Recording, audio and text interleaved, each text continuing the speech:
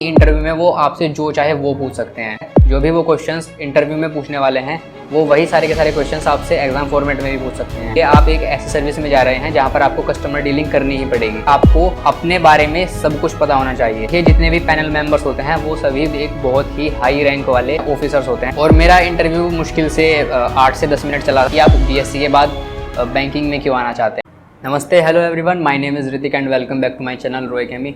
दोस्तों, पिछले कुछ टाइम से रेगुलरली वीडियोस अपलोड नहीं कर पा रहा हूं, उसके बावजूद भी आप लोग यार बहुत सपोर्ट कर रहे हैं, तो भाई उसके लिए यार बहुत बहुत शुक्रिया। अब इस वीडियो में मैं आपके साथ अपना इंटरव्यू एक्सपीरियंस शेयर करने वाला हूं और कुछ ऐसी यूज़फुल एकदम कारगर टिप्स देने वाला हूं। अगर आप केवल इनको ही फॉलो कर लेंगे तो मैं गारंटी दे सकता हूँ कि आपका केवल बैंकिंग एग्जाम्स का नहीं, आप जो भी इंटरव्यू देना चाहते हैं वो आपका बहुत बेहतरीन जाएगा। सबसे पहले क्वेश्चन ये आता है कि वो आप लोगों का इंटरव्यू लेते क्यों हैं। देखो दोस्तों, सीधी सी बात है, जो भी वो क्वेश्चंस इंटरव्यू में पूछने वाले हैं वो वही सारे के सारे क्वेश्चंस आपसे एग्जाम फॉर्मेट में भी पूछ सकते हैं, लेकिन एग्जाम फॉर्मेट ना लेते हुए भी वे आपसे इंटरव्यू ही लेते हैं। तो इसके पीछे मेरे ख्याल से केवल 2 या 3 ही कारण होते हैं जो मुझे लगते हैं। पहला तो आपका कम्युनिकेशन स्किल्स चेक करना और दूसरा आपका प्रेजेंस ऑफ माइंड चेक करना।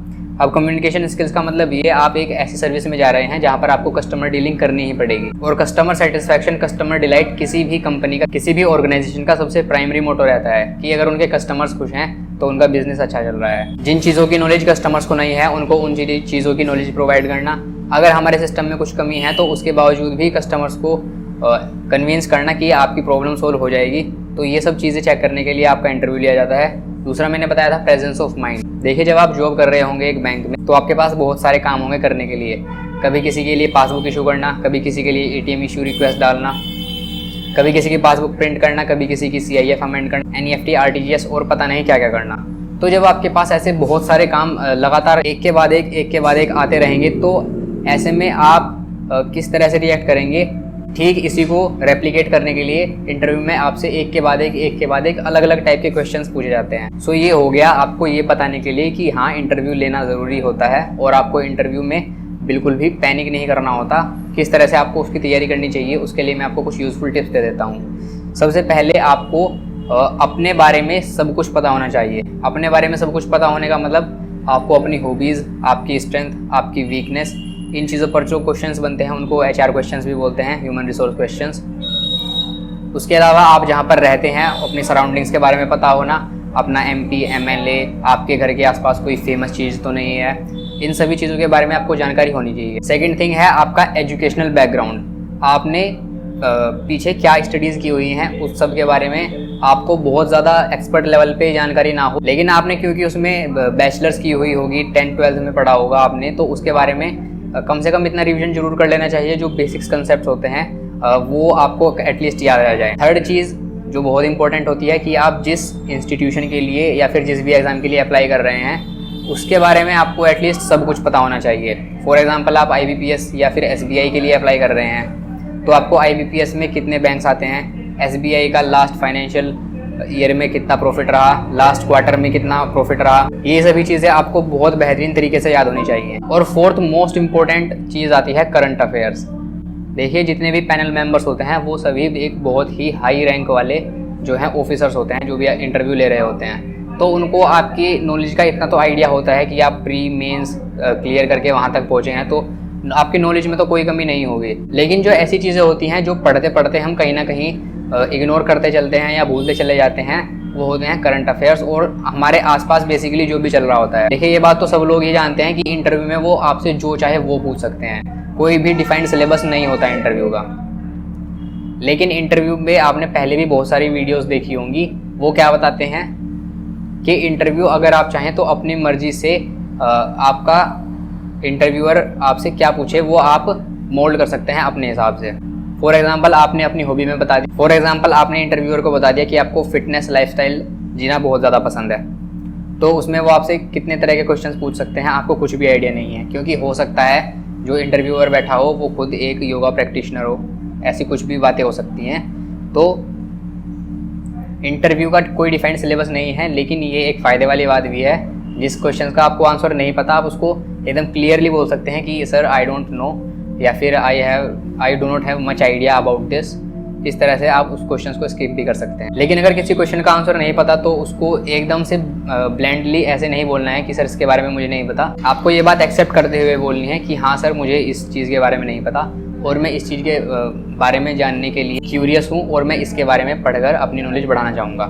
इस तरह से भी आप अपने क्वेश्चन का आंसर दे सकते हैं। सो ये जो सारी चीज़ें मैंने बताई, अगर आप इनको अच्छे से कवर कर लेते हैं, नोट्स बनाते हैं, मुश्किल से 40 से 50 पेज के आपके नोट्स बनेंगे। आप कहाँ रहते हैं, क्या करते हैं, अभी तक आपका बैकग्राउंड क्या रहा, उसके बाद जहाँ पर आप अप्लाई करने जा रहे हैं उसके बारे में सारी चीज़ें पता हैं, करंट अफेयर्स के जो मेन बड़े बड़े टॉपिक्स हैं उन सब के बारे में पता रखते हैं, तो इतनी नॉलेज होनी एक इंटरव्यू के लिए मेरे ख्याल से काफ़ी ठीक ठाक है। इससे आपके कम से कम 70 to 80% क्वेश्चन ज़रूर वो आपसे पूछ लेंगे। अब मैं आपको अपना इंटरव्यू का एक्सपीरियंस अगर शेयर करूं तो मेरा इंटरव्यू लखनऊ हुआ था और मेरा इंटरव्यू मुश्किल से 8 से 10 मिनट चला था और उन्होंने उसमें मुझसे क्या क्या क्वेश्चंस पूछे थे। सबसे पहले तो जैसे मैंने आपको बताया, आपको अपने एजुकेशनल बैकग्राउंड अच्छे से क्लियर होना चाहिए। उन्होंने मुझसे यही क्वेश्चन डायरेक्टली किया कि आप बीएससी के बाद बैंकिंग में क्यों आना चाहते हैं, क्योंकि मैंने ग्रेजुएशन में बीएससी की थी। सो उसका मैंने आंसर दिया। नेक्स्ट थिंग, उन्होंने साइंस बैकग्राउंड से ही मेरे से पूछ ली कि एक फ्लोटिंग बॉडी है, पानी के ऊपर एक बॉडी जो है फ्लोट कर रही है, तो उस पर कितनी फोर्सेस लग रही होंगी, ये क्वेश्चन उन्होंने पूछा। उसके बाद उन्होंने इसी पे ऐड ऑन करते हुए पूछा कि इस केस में बॉडी का एपरेंट वेट क्या होगा। तो देखिए एजुकेशनल बैकग्राउंड से क्वेश्चन आ गए। उसके बाद उन्होंने मुझसे पूछा था कि करंट अफेयर्स से रिलेटेड क्वेश्चन। मेरा फरवरी के लास्ट में इंटरव्यू था, तो उस दौरान इलेक्शंस चल रहे थे 5 स्टेट्स में।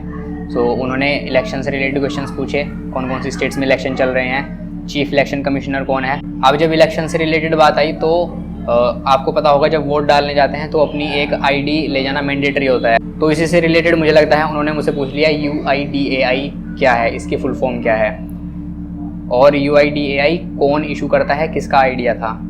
तो आपको बता दूं, आधार कार्ड इशू करने वाली जो ऑर्गेनाइजेशन है वो UIDAI है। उसके अलावा उस टाइम रशिया यूक्रेन वॉर भी बहुत ज़्यादा न्यूज़ में था, तो उससे रिलेटेड लकीली मुझसे कोई क्वेश्चन नहीं पूछा, हालांकि मैं उसके लिए भी प्रिपेयर्ड था। उसके बाद उन्होंने मेरे से बजट में से बहुत सारे क्वेश्चंस पूछे, क्योंकि first working day of February को जो है बजट रिप्रेजेंट किया जाता है इंडिया में। तो उन्होंने मुझसे बजट से बहुत सारे क्वेश्चंस पूछे थे, जैसे कि पर्वतमाला स्कीम क्या है, इसके क्या सिग्निफिकेंस हैं, कितना इसका आउटले है, उसके बाद रेलवेज़ को लेके कितना आउटले किया गया है बजट में। उसके अलावा अमृतकाल का जिक्र हुआ था बजट में, ये अमृतकाल क्या है। इस तरह से उन्होंने और भी 2-3 क्वेश्चन मुझसे बजट से पूछे थे, वो एग्जैक्टली मैं अभी याद नहीं कर पा रहा हूँ। उसके बाद उन्होंने डेफिनेटली बैंकिंग का मैं इंटरव्यू दे रहा था, तो उन्होंने बैंकिंग से रिलेटेड क्वेश्चंस पूछे। RRBs क्या होते हैं, इनमें जो कैपिटल स्ट्रक्चर होता है वो कैसे होता है, सेंट्रल गवर्नमेंट का स्पॉन्सर बैंक का और जो स्टेट गवर्नमेंट होती है उनका कितना कितना शेयर रहता है इन बैंक्स में। उसके अलावा HR क्वेश्चंस की मैंने आपको बात की थी, उन्होंने मेरी हॉबीज़ के बारे में पूछा था, और कुछ ऐसे ट्रिकी क्वेश्चंस भी वो पूछ लेते हैं, जैसे कि मुझसे पूछ लिया था कि हार्ड वर्क और स्मार्ट वर्क में क्या फ़र्क होता है। सो ये सब चीज़ें उन्होंने मुझसे पूछी थी। और लास्ट में जाते जाते उन्होंने मुझसे पूछा था कि क्या ये आपका फर्स्ट इंटरव्यू है, और उससे पहले अगर आपने कोई इंटरव्यू नहीं दिया तो क्या उसके रीजंस रहे थे। तो मैंने एकदम क्लियरली बता दिया था। उससे पहले मैंने SBI PO का मेंस दिया था, वो क्वालिफाई नहीं करवाया था। तो यहाँ पर उनको कहीं ना कहीं लगा होगा कि मैं आंसर अपने ऑनेस्टली दे रहा हूँ, कुछ ऐसे फैब्रिकेटेड नहीं दे रहा हूँ। सो ऐसा था मेरा ओवरऑल इंटरव्यू एक्सपीरियंस। उम्मीद करता हूँ आपको काफ़ी हेल्प मिली होगी।